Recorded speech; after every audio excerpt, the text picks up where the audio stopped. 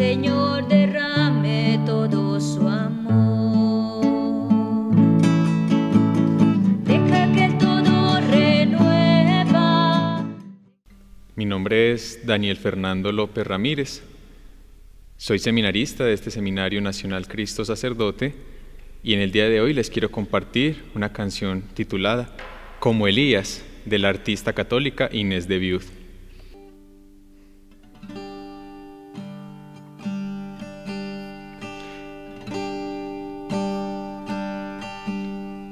Ya todo parecía sin sentido. Corría sin saber a dónde ir. Ya nada parecía consolarme. Pensaba tantas veces en partir. Me arrodillaba ante tu altar y te decía: Señor, dime qué quieres de mí. He pecado y no sé si me perdonas. Ya no soporto seguir viviendo así. Y entonces, como Elías en el desierto, yo me quedé dormido bajo tu altar, y un ángel que tú enviaste desde el cielo me dio de beber, me dio nuevas fuerzas. Y entonces, como Elías en el desierto, cansado y dormido bajo tu altar, y ese ángel me tocó y me dijo: come, come y bebe, que falta mucho por caminar. Come y bebe, que falta mucho por caminar.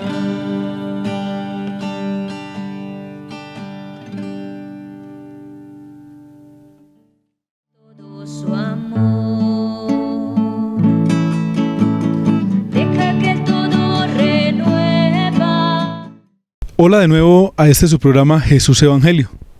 En el día de hoy nos encontramos con uno de los franciscanos que hacen parte de la comunidad que está en la diócesis de Sonsón Río Negro. Nos encontramos con Fray Juan Pablo.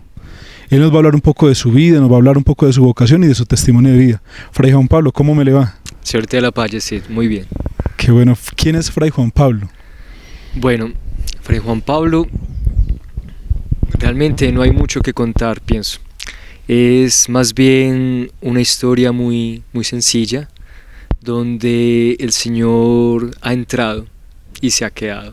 Se ha querido quedar a pesar de las debilidades propias. Bueno, yo llevo 12 años en la comunidad. Cuando entré tenía 20 y era la época de los sueños, ¿no? La juventud, donde tenía grandes planes, donde quería, no sé, estudiar, trabajar, llegar luego a formar un hogar, como el de mis papás, incluso recibí un ejemplo muy bello de ellos. Pero cuando ya todo parecía que iba a salir, llegó el Señor y cambió los planes, ¿sí? Cambió los planes, puso otros sueños, más altos tal vez. Al principio fue difícil como asumirlo, ¿no? Le decía: Señor, ¿cómo me haces esto? Si yo estoy ya a punto de entrar a la universidad, ya he pasado, ya estoy matriculado, todo se está dando. Pero mirando el corazón me di cuenta de que en el fondo yo también quería, de que en el fondo esa llamada del Señor no era arbitraria, no. Él miraba también lo que había en el fondo, lo que Él mismo había puesto allí, en el fondo de mi corazón. Le dije que sí, Y bueno, llegó una gran paz después de que le dije que sí. Luego, pues, ¿a dónde me quieres, no? Mientras buscaba esto, ¿a dónde me quería? Porque, como ustedes saben, hay muchas formas de seguir al Señor dentro de la iglesia, muchas comunidades religiosas o incluso la vida diocesana, como los párrocos en que viven con ustedes. Y bueno, estando buscando, me di cuenta de que debía golpear en varias puertas, ¿sí? Para conocer, no tenía ni idea de comunidades religiosas, no tenía ni idea de cómo era la vida parroquial de un sacerdote diocesano. Entonces quería conocer, ¿no? Para descubrir a dónde me quería él. Le comenté a un padre amigo y él me dijo: busca muchas comunidades y pregúntale a todas las que te llamen la atención. Empecé a hacer esto y conocí muchas, muy bonitas todas realmente, pero sentía que el corazón no encajaba, no sé, no porque les faltara algo o les sobrara, sino, no sé, como que faltaba ese último empujón hacia allá. Finalmente encontré a los frailes, a los franciscanos, y allí sentí que era, ¿no? Después de un empujón fuerte, decisivo, que el Señor me había dado hacia ellos. Realmente resultó muy claro que el Señor quería que me dirigiera a ellos, y bueno, llevo 12 años viviendo esta experiencia. 12 años maravillosos en los que usted ha conocido un poco de Dios. Pero de pronto algunos de nuestros televidentes, las personas que nos sintonizan por los diferentes medios de comunicación, no conocen cuál es el proceso o cuál es el recorrido que hace un fraile normalmente cuando desea ser parte de una comunidad, por ejemplo, como los franciscanos. Bueno, el recorrido es muy similar al de otras comunidades religiosas, solo que el cambio externo sí es un poco más marcado. E incluso de vida, ¿no? ¿En qué sentido lo digo? Cuando entras a ser fraile, sabes que vas a entrar a dejar muchas cosas atrás, cosas que incluso son buenas. Un ejemplo muy sencillo, que no es lo más importante, pero como para ilustrar, que es el uso de zapatos. Nosotros andamos descalzos, o el uso del dinero, no usamos dinero nunca. Entonces son cosas que son buenas, que pueden prestar un buen servicio, pero que por nuestra opción de seguir a Jesús, tal como lo hizo San Francisco, hemos querido dejar atrás. El proceso son 8 años primeros, que se viven como una especie de noviazgo, digámoslo así, donde entras, conoces la comunidad, vas pasando de una etapa a otra, progresivamente vas asumiendo la vida de los frailes, hasta que finalmente a los 8 años haces el voto perpetuo, que es el compromiso de por vida con Dios y con toda la iglesia para asumir esta forma de seguir a Jesús. Muy bien, Fray. Ahora viene una pregunta fundamental. Los franciscanos, usted lo decía ahora, que usted había mirado en su vida si de pronto sacerdote diocesano o comunidad religiosa. ¿Cuál es la diferencia que hay entre un sacerdote diocesano y ustedes que son religiosos? ¿O también ustedes pueden ser sacerdotes siendo religiosos? Bueno, creo que el punto fundamental está en la misma riqueza que tiene la iglesia. La iglesia sigue a Jesús, pero Jesús hizo muchas cosas, ¿sí? Jesús va al monte a orar, Jesús está con los enfermos, Jesús está predicando, Jesús está con los pobres, Jesús atiende a los niños, Jesús vive pobre, Jesús se hace pobre con los pobres. Entonces, ¿cómo hace la iglesia para seguir en todo esto a Jesús? El Espíritu Santo va suscitando distintas comunidades o formas de vida para que cada una siga a Jesús en un aspecto particular. Pongo un ejemplo. El sacerdote diocesano al que hacía referencia es como aquella imagen de Jesús que es cabeza de la comunidad, que es pastor, que dirige, que escucha, que acompaña a toda una comunidad. Entonces, asimismo, el sacerdote diocesano tiene esta función, es el pastor de una comunidad determinada. Pero también vemos otras formas de seguir a Jesús. Madre Teresa de Calcuta dice: voy a servir a Jesús en los más pobres de los pobres, ¿sí? Como Jesús que atendía a los más pobres de los pobres. Entonces Madre Teresa se enamora de este aspecto de Jesús y lo empieza a vivir. San Juan Bosco ve que Jesús acoge a los niños y jóvenes con mucho amor y se vuelve como su maestro. Asimismo, San Juan Bosco quiere ser el maestro de la juventud y de la infancia, y por eso sigue a Jesús de esta forma, y los que son salesianos, o sea, de la comunidad de San Juan Bosco, siguen ese mismo carisma, ese mismo ejemplo o forma de vida.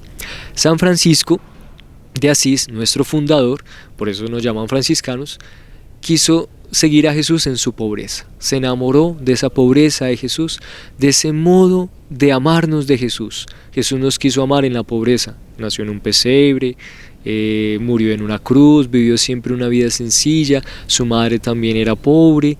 En ese modo nos quiso amar. Francisco esto lo enamoró mucho y dijo: yo quiero ser pobre como Jesús pobre. Entonces fue así como se dio. En este punto siento que el Señor me llamó particularmente a ser franciscano, y allí siento que Él quería que encajara, ¿sí? Allí siento que Él quería que asumiera esta forma de vida y seguirlo pobre como Francisco lo siguió pobre. Hermano, ¿usted qué le diría a un joven o a una persona que de pronto nos está viendo a esta hora? ¿Qué le diría usted acerca del discernimiento vocacional o del llamado a un estilo de vida consagrado? ¿Qué le diría? Bueno, yo creo que el primer llamado es a conocer y a acoger ese amor de Jesús. Eso es lo primero. Establecer esa amistad con Él profunda, fuerte, arraigada, transformadora, que te llena el corazón, te llena la vida, te hace ver el mundo con ojos distintos realmente. Te hace vivir con alegría y esperanza y a dar el corazón entero, ¿sí? Eso es lo primero, la amistad con Él. Y ya después, bueno, Señor, ¿cómo quieres que vivamos esta amistad?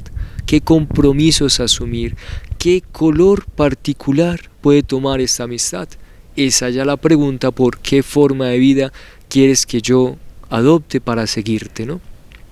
Y allí realmente es como aquel que va con el amigo disfrutando de toda una variedad, ¿sí? No sé, me imagino un centro comercial donde vas con un amigo y vas a aquellos lugares donde sientes que te está llamando la atención, donde te sientes a gusto, donde sientes que allí te va bien, que es tuyo, que hace parte de ti de algún modo. Entonces, realmente, si estás buscando cómo seguir al Señor, vas a encontrar en la iglesia un modo particular. La variedad es muchísima y cada uno de los carismas o formas de seguir al Señor son bellísimos. Basta que encuentres aquel que el Señor tiene preparado para ti. Allí vas a ser feliz, realmente. Bueno, Fray, ya hemos visto un poco de la historia de Fray Juan Pablo. Ahora, Fray, le pedimos que nos regale una oración, una invocación al Espíritu Santo, para que continuemos con nuestro programa. Bueno, lo voy a hacer haciendo una oración muy franciscana, ¿sí? Atribuida a San Francisco y que realmente retrata quién era él, ¿no? Es muy conocida. Entonces dice así: oh Señor, hazme un instrumento de tu paz, que donde quiera que haya odio, siembre amor, donde haya injuria, perdón, donde haya duda, fe, donde haya desesperación, esperanza, donde haya oscuridad, luz, donde haya tristeza, alegría.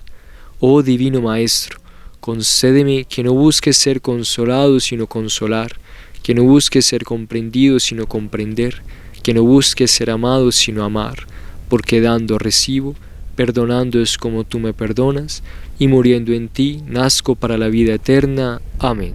Amén. Bien, pueda proceder entonces, hermano, con la lectura del Evangelio para este domingo. Lectura del Evangelio según San Lucas. Estando Jesús en la cruz, empezaron los jefes a comentar con sorna: si salvó a otros, que se salve a sí mismo, puesto que es el Mesías escogido por Dios. Los soldados también se acercaron y se burlaron de él. Le ofrecían vino ácido y le decían: si tú eres el rey de los judíos, sálvate. En efecto, encima de él había un letrero que decía: este es el rey de los judíos. Uno de los malhechores crucificados lo insultó diciendo: ¿no eres tú el Mesías? Sálvate a ti mismo y a nosotros. Pero el otro lo reprendió diciéndole: ¿sufriendo la misma pena que él, no tienes temor de Dios? Nosotros la sufrimos justamente, porque recibimos el castigo merecido, pero él no ha hecho nada malo. Y añadió: Jesús, acuérdate de mí cuando llegues a tu reino. Él le respondió: yo te aseguro, hoy estarás conmigo en el paraíso. Palabra del Señor. Gloria a ti, Señor Jesús. Bueno, comentando este evangelio, se me venían a la mente dos ideas. Al principio vemos que Jesús lo llaman el Mesías, el Rey, y es impresionante, porque aunque los que lo llaman así en ese momento no comprenden la hondura y la veracidad de estas palabras, Jesús sí sabe lo que significan esas palabras, y Jesús lo está asumiendo. Es el Mesías y es el Rey, y por ello, por esa razón, es que está allí crucificado, ¿sí? Y al final hay algo muy bonito. Uno de ellos, de los malhechores, de los que llamamos ladrones, que estaba a uno de los lados de él, reconoce que él es rey. Reconoce que incluso es un rey inocente, que está padeciendo algo injusto, que no tendría por qué, pero lo está haciendo. Y reconoce que ese rey inocente y víctima le puede otorgar una entrada a su reino. Lo ve muy cercano y es capaz de decirle incluso con nombre propio, familiar, como a un amigo: Jesús, acuérdate de mí. Yo pienso que esto nos enseña al menos dos cosas. La primera, como Jesús, asumir realmente el sentido que tiene el hecho de que a veces nos encomienden cargos, o mejor aún, personas, ¿sí? Nos la encomiendan para que cuidemos de ellas, para que las guiemos o protejamos. No debe ser nunca un título para estar por encima de ellos, no, al contrario, debe ser un título para asumirlo en la vida, con responsabilidad. No debe ser un título para recibir alabanza. Incluso Jesús allí se le burlaban de esos títulos, ¿no? Entonces, cuando a mí me dan un encargo, no puedo tomarlo como una ocasión para soplar, ¿sí? Como un pavo, no, ¿cierto? Sino como Jesús, asumirlo. Y pasamos a la segunda parte. ¿Qué implica asumirlo? Pues implica, así como Jesús, que los otros, aquellos a quienes me han encomendado, me sientan cercano. O sea, sufriendo sus mismos sufrimientos, alegrándome de sus mismas alegrías, compartiendo su vida, nunca por encima de ellos, al contrario, al lado de ellos, codo a codo, o más aún, como hizo mismo Jesús, el mismo Jesús, que se abajó a lavar los pies, que en la cruz nos lavaba los pies a todos. Entonces, yo pienso que es eso. Cuando nos dan un encargo, es asumir ese título como realmente lo es, o sea, un servicio, un modo de entregarle el corazón a los demás, un modo de ser reflejo de Jesús que da su vida por los demás y que nos sientan cercanos, nunca lejanos, nunca por encima, nunca grande como príncipes o cosas así. No, al contrario, que nos sepan amigos, que nos sientan amigos, que sean capaces de decirnos incluso por nombre propio, así como hizo este ladrón, este malhechor que llama a Jesús así con su nombre: Jesús, acuérdate de mí. No tiene miedo de llamarlo así. Que no tengan los demás nunca miedo de dirigirse a nosotros. No está bien que las personas nos tengan miedo o temor. No, este no es un verdadero respeto. Verdadero respeto es aquel que te ama y que sabe que estás allí para él, ¿no? Para ti. Entonces, bueno, pienso que esta es una de las invitaciones que nos deja este evangelio sobre Jesús, que es el verdadero Rey, el Rey universal, el Rey que tiene todo en su mano y que al final nos llevará al culmen de su reino, al culmen de su amor. Muy bien, hermano. ¿Usted considera, pues a la luz del Evangelio, que es considerado todavía Jesús como Rey en el mundo? Una parte. Y otra parte, de pronto usted considera que el mundo puede ofrecer otros tipos de reinado o puede ofrecer otros tipos de digámoslo así, de pedestales para la humanidad, para la sociedad, para los jóvenes. Sí, por un lado yo pienso que hay que tener mucha confianza en el corazón humano, en lo que el Espíritu Santo puede inspirar en él. Y aquí se rompen los esquemas. O sea, aquí no es solamente los que por gracia y misericordia de Dios somos católicos. No, aquí se rompen los esquemas. Un ejemplo, cuando el Papa Francisco vino a Colombia, todos, sí, o por lo menos la gran mayoría, reconocían en él un hombre de paz, un hombre que comprendía la situación humana, el sufrimiento humano, un hombre amigo, un hombre cercano. Muchos no eran católicos y sin embargo supieron acoger y leer su mensaje, supieron verlo amigo, al Papa Francisco. Entonces yo pienso que este es un trabajo que el Espíritu Santo hace internamente. Abre las posibilidades. ¿Jesús es Rey? Sí, yo pienso que tenemos esa capacidad en el corazón. El hombre que se atreve a abrirse a esta perspectiva es capaz de reconocerlo. El Espíritu Santo puede ponerle esta amplitud en su corazón y llegar a reconocer a Jesús como el verdadero Rey, ¿no? Como aquel Rey cercano, amigo, auténtico que le puede otorgar aquello que tanto busca, aquello que su corazón tanto anhela. Y por otro lado, pienso que ya reconociendo a Jesús que es Rey realmente en el sentido verdadero de la palabra, puede llegar a comprender aquellas situaciones o cosas o incluso a veces personas que ponen en un pedestal como Rey, en un trono, sin serlo realmente. ¿Por qué? Porque el verdadero Rey que es Jesús vive para servir. Los otros reyes no, sino para ser servidos. Y ahí creo que está la gran diferencia. No sé, un joven, una persona, un adulto, un niño, puede llegar a discernir si está o no está el auténtico reinado de Jesús. Es decir, si me está tomando como esclavo y abusa de mi dignidad y no me otorga realmente la alegría que puede otorgar Jesús, es un falso rey, ¿sí? No pertenece al reinado de Jesús.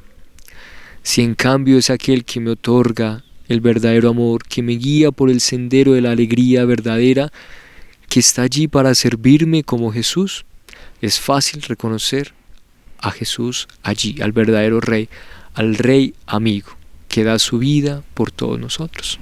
Bueno, Fray, y siguiendo con el Evangelio, ¿cómo podemos nosotros hablar de un Cristo que es Rey, que está en la cruz, si de pronto en la sociedad hoy muchas personas no quieren saber de Dios, no quieren conocer nada de la palabra de Dios, de ese mensaje de salvación?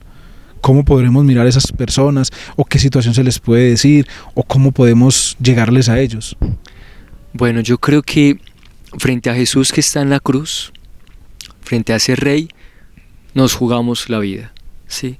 Nos jugamos el futuro y la forma de vivir, si es una vida auténtica o no, si reconozco la verdad o no la quiero reconocer. Entonces, Jesús en la cruz es un signo que confronta, fuerte. Tienes que tomar una decisión. O acoges este signo que tal vez rompe tus esquemas, o te quedas con tus esquemas y rechazas el signo. Si acoges a Jesús, entonces tendrás un Rey allí para ofrecerte todo su reino, que es un reino de amor. Tienes allí un Rey que te va a brindar lo que tu corazón busca, anhela, y lo que compartes con toda la humanidad, todo lo que la humanidad realmente busca y anhela, su vocación original, ¿sí? Ese encuentro definitivo con la plenitud que tanto espera, que es Dios allí en Jesús, ¿no? Si no lo acoges, es porque te has quedado tal vez con algún esquema que te limita la mirada, que te limita el horizonte. Entonces, un Rey que ves que no parece un ídolo de estos tiempos, ¿sí? Donde es aplaudido por todos. Si no acoges a Jesús, si no eres capaz, como digo, de reconocer este signo, entonces es porque te has quedado fijo en algún esquema que ya tenías o que te están presentando en otra parte. Un esquema que se queda corto, que te limita el horizonte, ¿sí? Claro, porque Jesús no es aquel que ves aplaudido por muchos y muchos, ¿no? Lo ves allí en la cruz, abandonado por incluso sus más cercanos amigos. Jesús no es aquel que recibe caudales y caudales de dinero, no, quiso vivir una vida sencilla como la de la gran mayoría de personas. Una vida sencilla, donde te tienes que ganar el pan con el sudor de tu frente, ¿no? Jesús rompe los esquemas de lo que a veces las personas esperamos de alguien que se ponga en un pedestal, que alguien que se ponga por encima. El trono incluso de Jesús fue una cruz, ¿sí? Que en ese entonces era lo peor, ¿sí? Entonces yo pienso que, como decía, nos la jugamos frente a este signo, ¿sí? Allí está realmente si eres creyente o ateo. Tú decides. No hay otra cosa que pueda llegar allí a perturbar esa decisión. No, estás frente a Jesús, que se revela así como es. Un signo al que estás llamado a interpretar en tu vida. Un signo que es fuerte y que confronta, como decía, porque Jesús escoge lo que a veces más nos cuesta. El compromiso del amor que te lleva a dar la vida por el otro. El compromiso de entregarte a tal punto que tú terminas sufriendo, ¿sí? Como decía incluso la Madre Teresa, algo así como de que si no ha dolido el amor que has dado, todavía falta, ¿sí? Más o menos, algo así decía la Madre Teresa.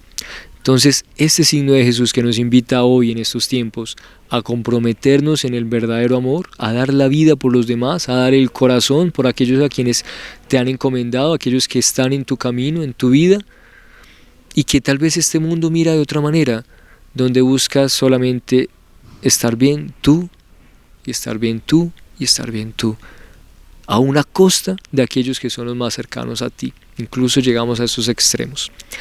Entonces, tú decides si en ese momento, frente a Jesús en la cruz, eres ateo o eres creyente. O acoges el amor o lo rechazas, ¿sí? Y esto pienso que se puede presentar incluso en situaciones de la vida cotidiana, ¿no? No sé, a veces se presenta ante ti, no sé, digo un familiar o una persona muy querida o un amigo que te está pidiendo o que espera de ti un poco más de amor, un compromiso hacia él, pero sabes que eso implica algún sacrificio para ti, echarte al hombro algo, y entonces allí te la juegas, o lo acoges o no, o acoges el amor que se está esperando de ti en ese momento y lo asumes y lo vives y lo entregas, o lo rechazas. Pero si lo rechazas, estás rechazando al mismo amor, o sea, lo que tu corazón anhela, o sea, que se te reduce la vida, se te empobrece y te quedas solo, ¿sí? Es la mejor forma para quedarse solo, es rechazar a Jesús que está en la cruz, es rechazar el amor. Esa es la mejor manera, porque te quedas muy lleno de ti, que solamente estás tú allí, o sea, solo. Muy bien, Fray. Le agradecemos por la reflexión en el día de hoy. A todos ustedes también les agradecemos que nos hayan acompañado en este programa del día de hoy. Una invitación muy especial a que nos sigan sintonizando, para que continúen también transmitiendo este mensaje de este programa Jesús Evangelio a través de los diversos medios de comunicación. A Fray le agradecemos que nos haya acompañado en el día de hoy. A ustedes los invitamos a que nos sintonicen en el próximo programa. Les agradecemos por su paciencia, por su sintonía, pero sobre todo por estar ahí, pendientes de este su programa Jesús Evangelio. Hasta la próxima. Todo su amor. Deja que todo renueva.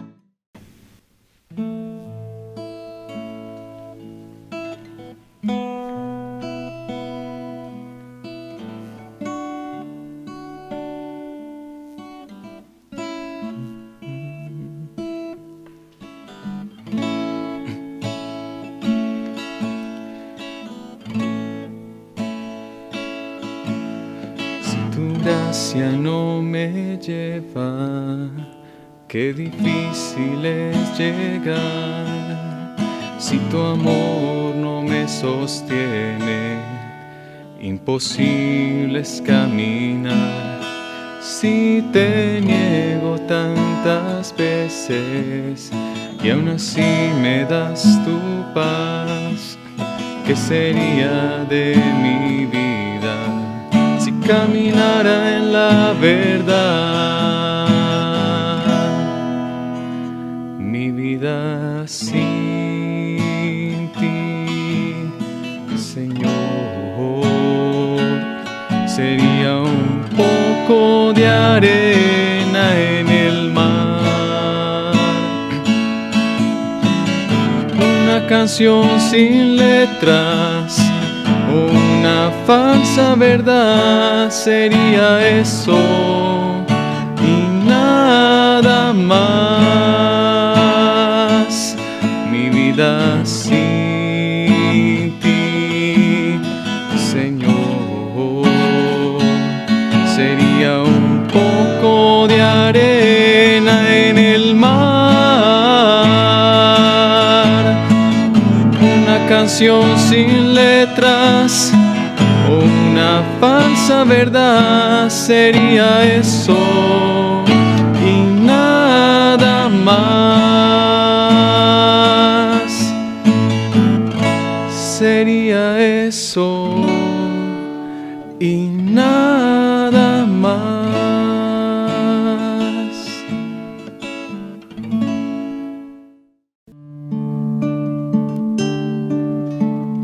Deja que el Señor te envuelva, deja que toque tu puerta, deja que el Señor derrame todo su amor. Deja que todo renueva, deja que sea. Deja que el Señor te envuelva, deja que toque tu puerta, deja que el Señor derrame